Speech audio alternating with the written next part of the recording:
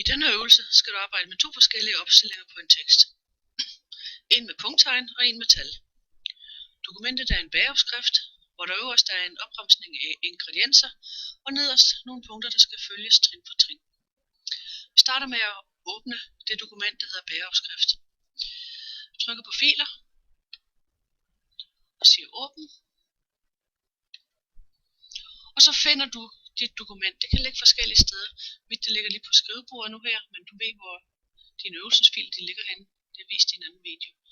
Men jeg vælger den, finder den og dobbeltklikker på bageopskrift.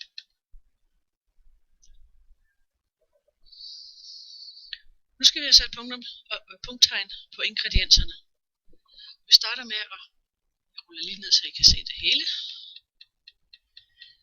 Det er de her ingredienser, der skal i en punktopstilling. Den nemmeste måde at markere på, kan I se, at pilen er skrå udenforan. Hvis jeg holder musen ned nu og trækker den ned, så jeg får markeret alle ingredienserne, slipper musen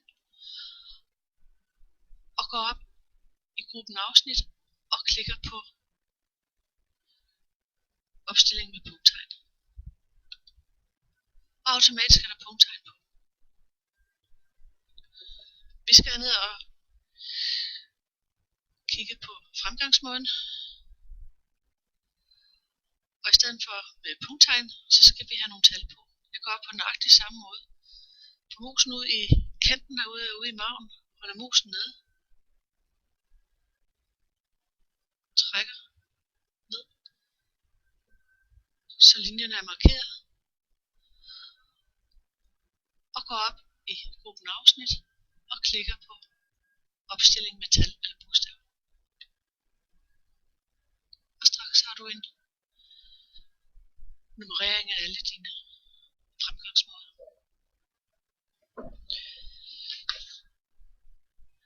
Vi skal have gemt dokumentet. Gå op og siger filer. Siger gem som. Og så finder du den mappe, hvor du skal gemme. Nu gemmer jeg på skrivebordet, men ellers ved du, hvor du skal gemme dine ting. Og den skal hedde min opskrift. Kan I se? Bageopskrift docs eller bageopskrift er markeret. Det kan jeg bare slette. Eller simpelthen bare skrive over. Jeg skriver min opskrift og trykker på gem.